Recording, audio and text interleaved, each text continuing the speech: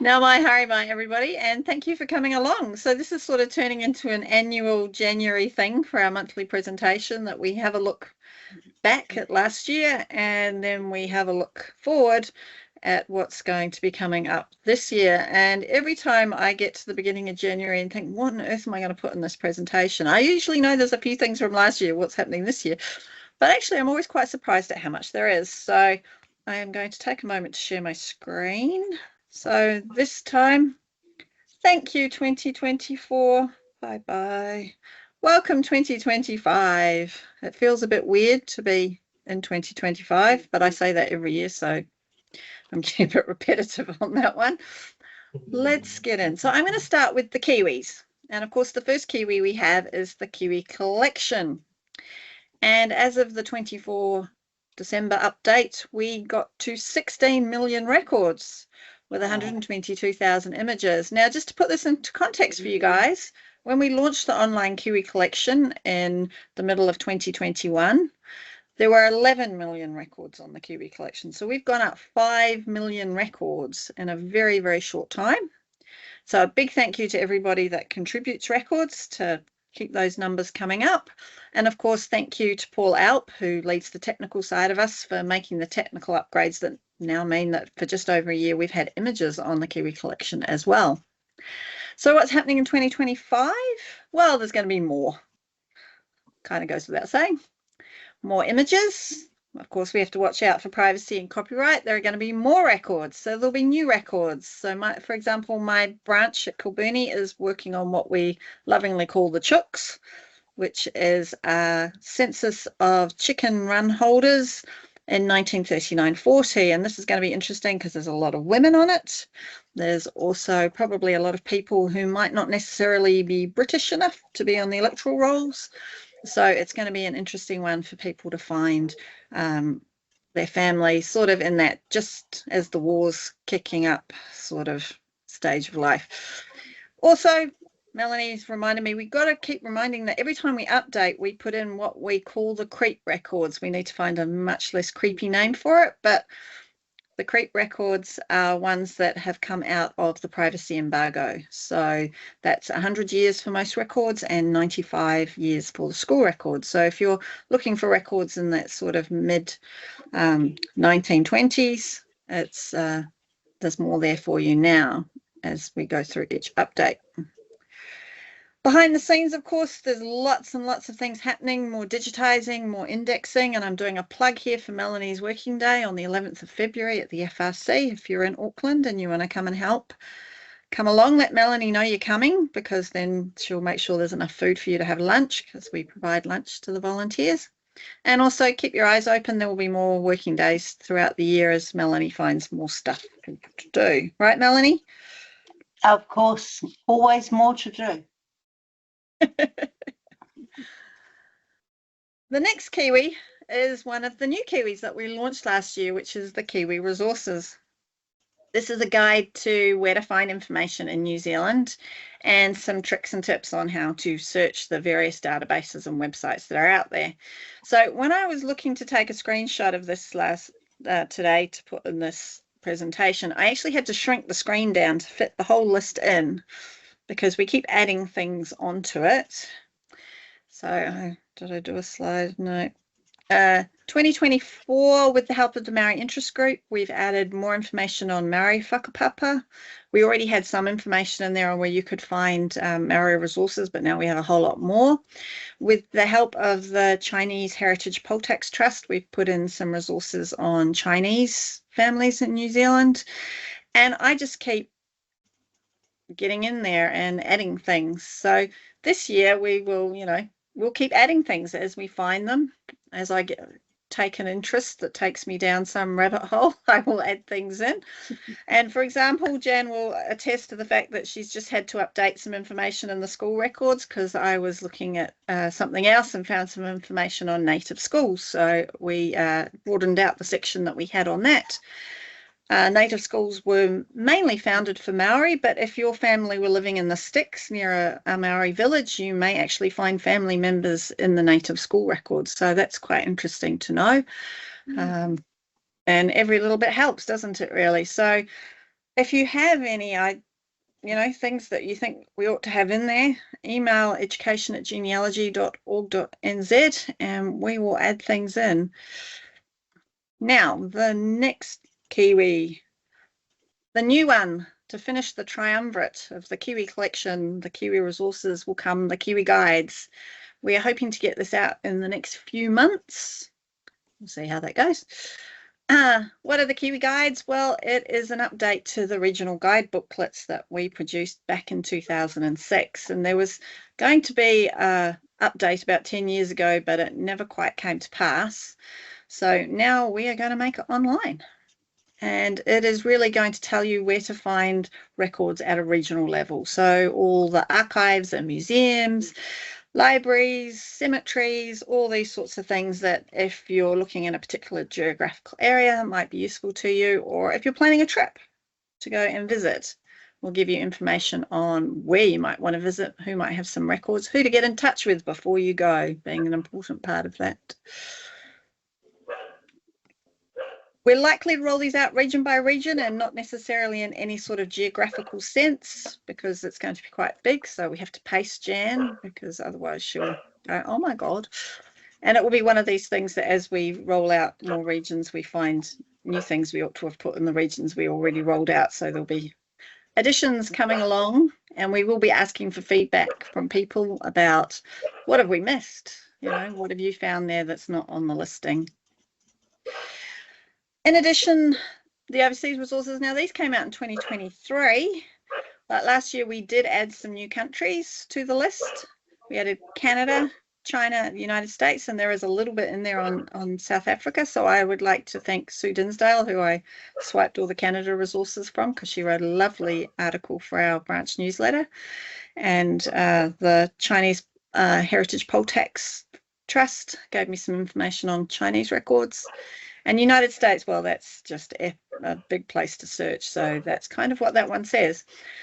But if you've got any countries that you've researched in that we haven't got in the overseas resources, we're just looking for a starting guide to give people an idea of what you might find and what you won't find. Do they have a census? Do they have electoral rolls? How much privacy legislation do they have? All those sorts of things. All useful for when you're starting in a new country that you know nothing about.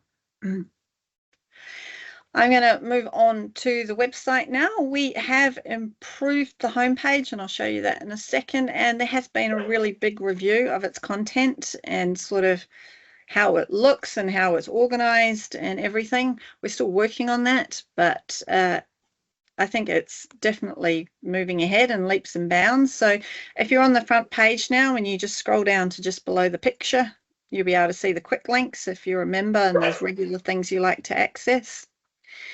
And if you're not a member or you're pointing it out to a friend, you could tell them to scroll down a bit further and read up on these things. It'll take you through to pages that they can have a look at and find out more about what they're missing out on, because that's generally what it's about, what they're missing out on. One of the new things we've added in 2025, and I was mentioning before I started the recording that when I get bored on the holidays, I think of something to add to the website. And so Jan, our webmaster, keeps very busy. And that was that I went through every single issue of eKit back to 2022 and extracted all the quick tips. So they're all now in one spot. And you can go in and have a look at them on the website.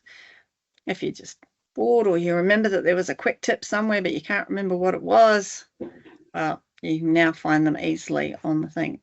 And if you go up into the news and events tab on the website, you can actually look at all the old eKits, unless you're a hoarder like I am and they're all sitting in your email waiting for you. I am going to point out, if you've never used research services, they're new to you in 2025, that they are always there to help you. I'm always sending them off random requests for random things, and they're always great service. They can look up anything in the library for you, anything.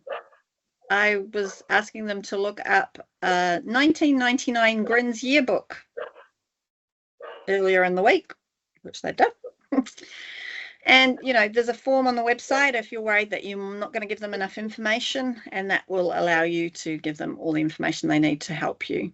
So don't forget they're there. And if anybody grizzles at me this year going, but everything's in Auckland, I'm going to get very grumpy with them and say there's absolutely nothing stopping you from accessing everything in Auckland. I know it's nice to be there and wander through and look through the shelves, but we can help you from a distance wherever you are.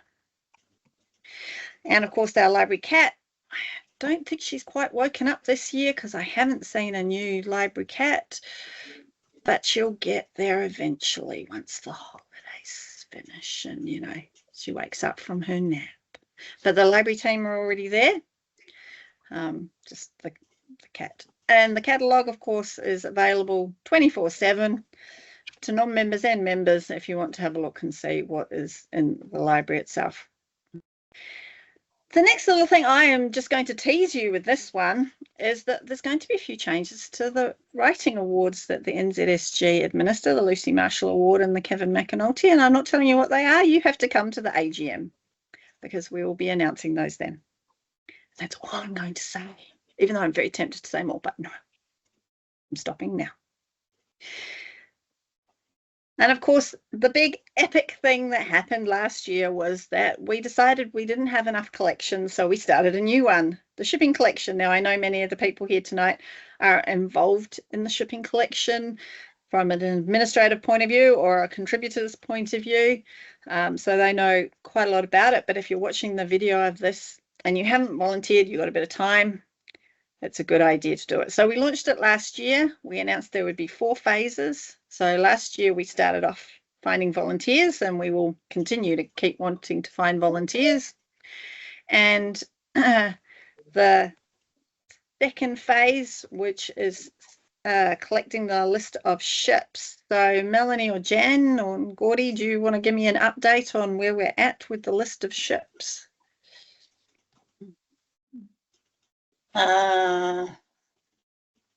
Just a number. So I'm sure Jan and Gordy can give a better idea of the number than I can. Over 60,000 at the moment. 60,000. 60,000. So, wow. Last I heard it was 40,000.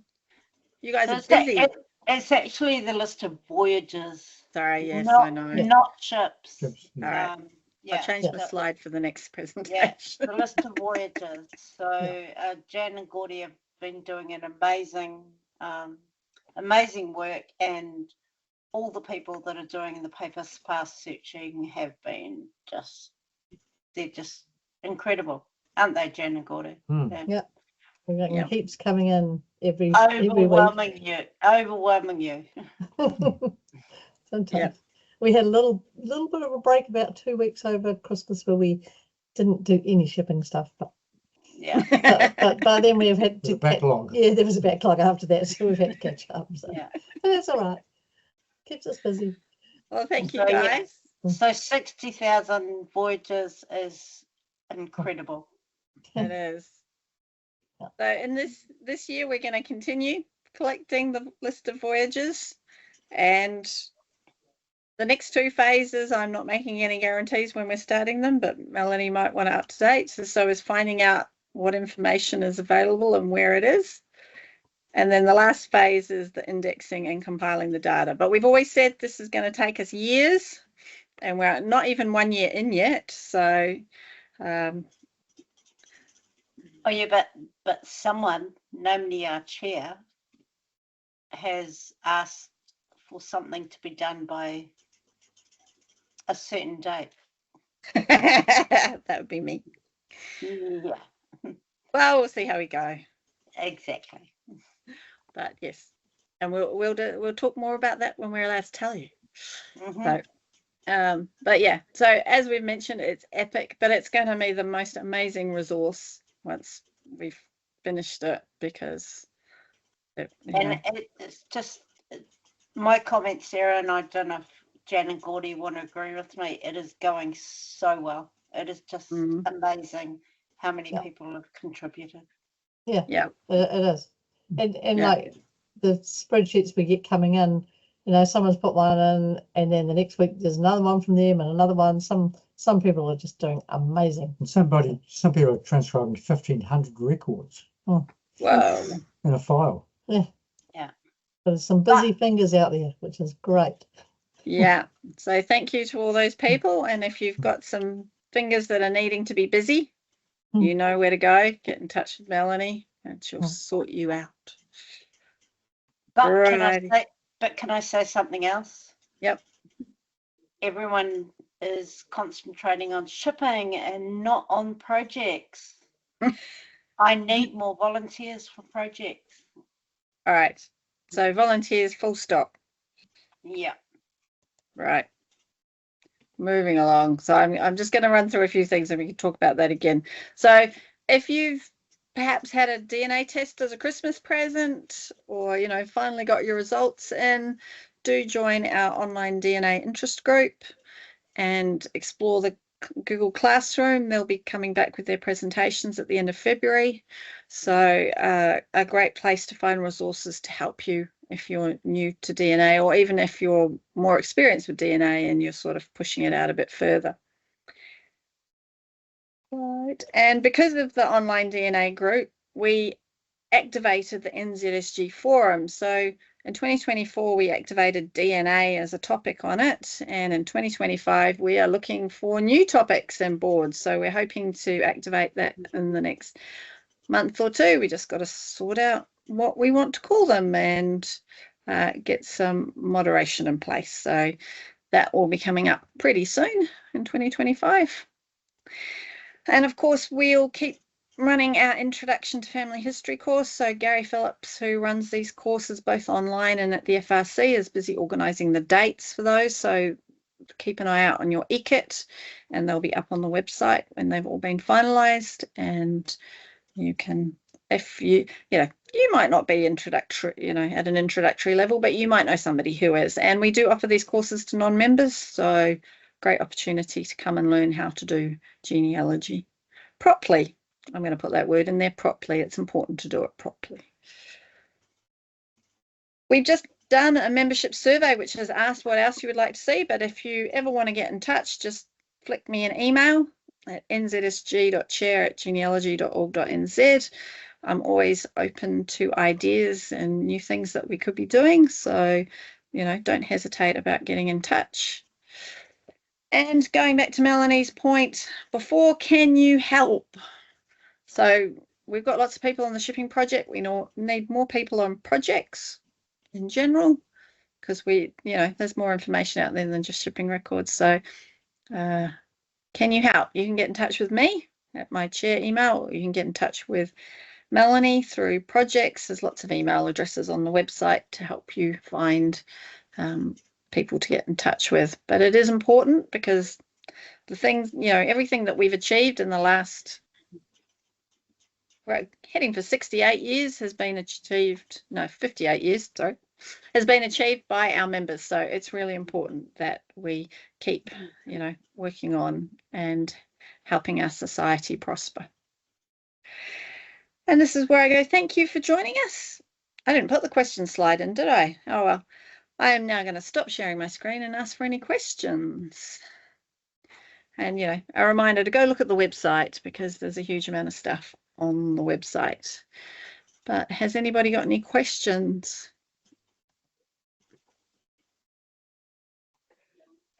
Yes, I've got a question regarding the regional guide booklets. Are you actually looking for links to the organisations, or what are you looking for there? We've got our branches working on this to help us out on that. So we will be providing basically links and a very short summary of what they might hold. Because when the books were put out in 2006, not everybody necessarily had a website or much information on their website. So these days they do. They have a lot more about how you can contact them and all this sort of stuff. So we're keeping it to a sort of bare bones. But it'll be link after link after link after link after link. So it's going to drive Jan absolutely mad when councils go and rejig their links, because things will just go skew-whiff, as they have a habit of doing.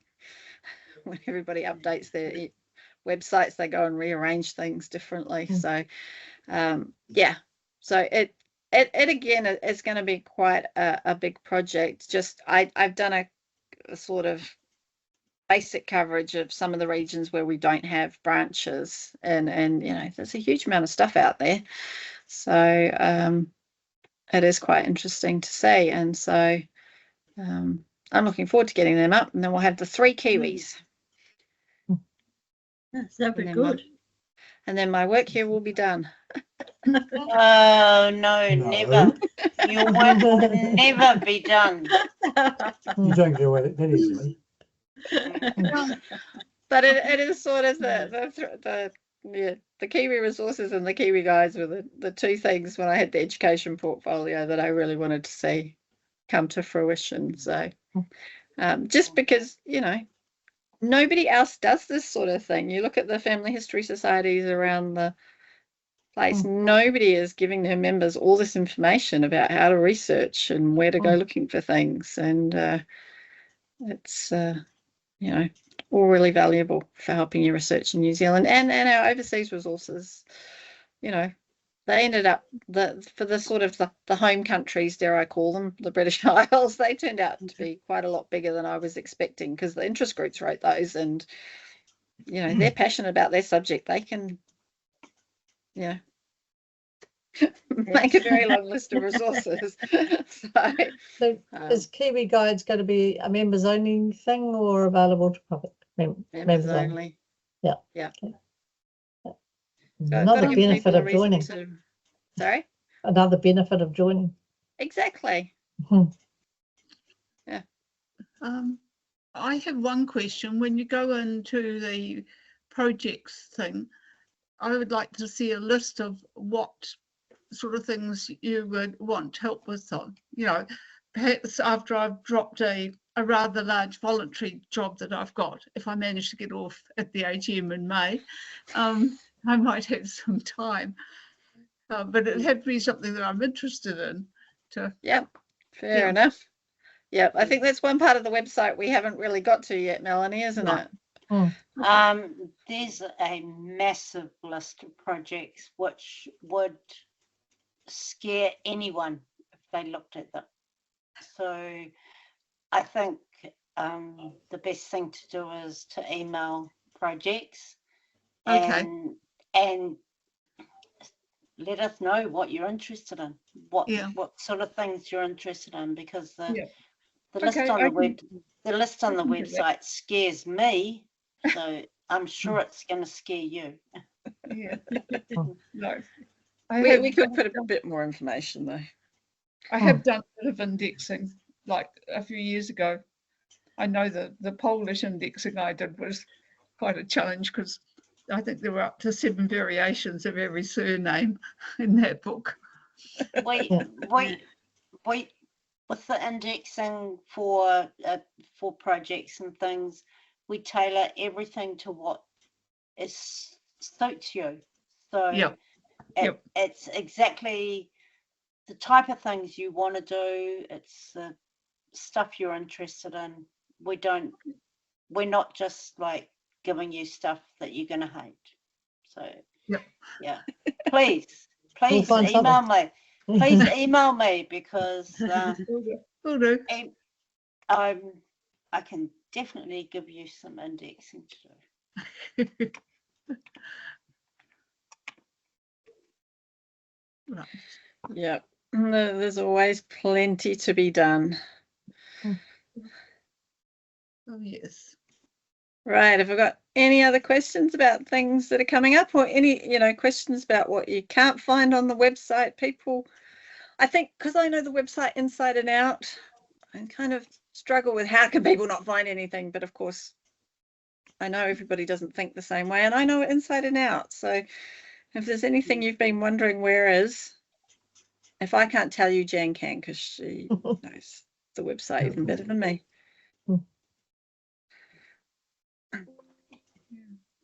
No, you can all find everything. Yay. Pretty happy about Finally.